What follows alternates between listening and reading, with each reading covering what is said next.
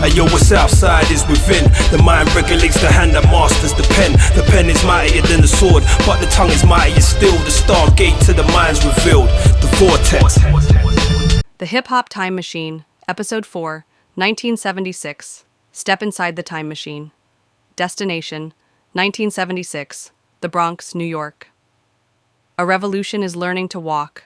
By 1976, hip-hop is no longer a flicker, it's a flame. The streets of the South Bronx are buzzing with energy. From basements to basketball courts, the movement is evolving. What started as block parties has grown into a culture with its own style, its own rules, and its own heroes. This year, it's not just about the music, it's about identity. Young, Black, and Latino kids who felt ignored by the system are building something from nothing. The beat is louder, the rhymes are sharper, the culture is expanding. The DJ, from party starters to sonic architects. DJs are no longer just selectors, they're sonic architects. By 1976, it's clear that how you play is just as important as what you play. The equipment is evolving too. Grandmaster Flash is experimenting with quick mix theory, working on ways to loop and extend breaks with surgical precision. He's developing something special, a technique that keeps the beat going seamlessly. In a time where mistakes could kill a party, Flash is striving for perfection. Africa Bambaataa is expanding the musical palette. He's digging beyond funk, pulling in rock, soul, and anything with a beat. He's not just playing records, he's curating a vibe that feels like the future. The competition is real now. DJs are battling to see who can keep the crowd the longest. And the crowd is starting to take sides. MCs, from hypemen to lyrical leaders. In 1976, the MC is starting to evolve beyond the party shoutouts. The crowd wants more than names and rhymes about good times. They want style, presence, and personality. Crews like the Funky Four are forming, one of the earliest groups to feature both male and female MCs. They're showing that hip-hop is not just a solo sport. Lovebug Starsky is turning party chatter into smooth, rhythmic delivery. He's credited with throwing around the term hip-hop itself, a phrase that's still more slang than genre. The growth is clear. The mic is no longer a side dish. It's becoming the main course. Breakbeats evolve, the birth of new staples. By now, certain records have become legendary in the parks. The breaks are getting longer, the dance circles are getting tighter, and the crowd is learning the words to the drum patterns. Dance to the Drummer's Beat by Herman Kelly and Life drops in 1976. DJs love it, b-boys crave it.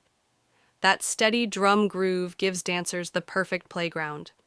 Records from the Jimmy Castor Bunch and Babe Ruth's The Mexican are getting heavy rotation. It's not just about funk anymore. Rock breaks and Latin rhythms are starting to find their place. DJs are digging deeper, turning record stores into treasure hunts. The more obscure the break, the bigger the bragging rights. B-boys and style wars dancing for respect. In 76, b-boy culture is not just about dancing, it's about respect.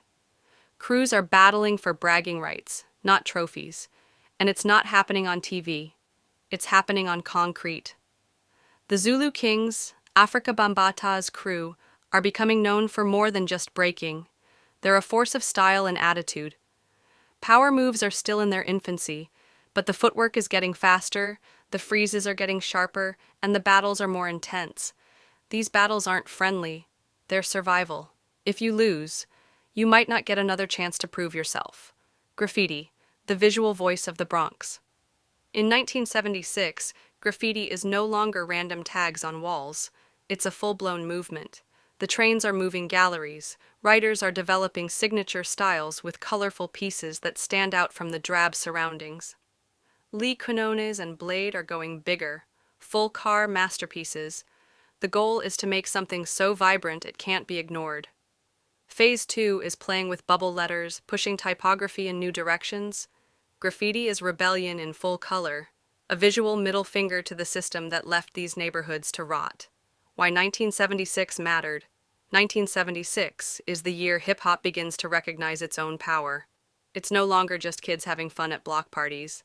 It's a culture forming its roots. DJs are perfecting their craft. MCs are finding their voice. B-boys are dancing like their lives depend on it. Graffiti writers are turning the city into a gallery. But none of this is on the radio. None of it is in magazines. This is still underground. This is culture in its purest form. Raw, unfiltered, and unapologetic. As the time machine hums back to life, we leave 1976 with a sense of momentum. The foundation has been built. The players are evolving. The movement is growing, but the world still doesn't know what's coming. Next stop, 1977. The year the world starts to listen. This is Hip Hop Time Machine. Stay locked in. We're just getting started. Ayo, what's outside is within. The mind regulates the hand that masters the pen. The pen is mightier than the sword, but the tongue is mightier still. The stargate to the mind's revealed. The vortex.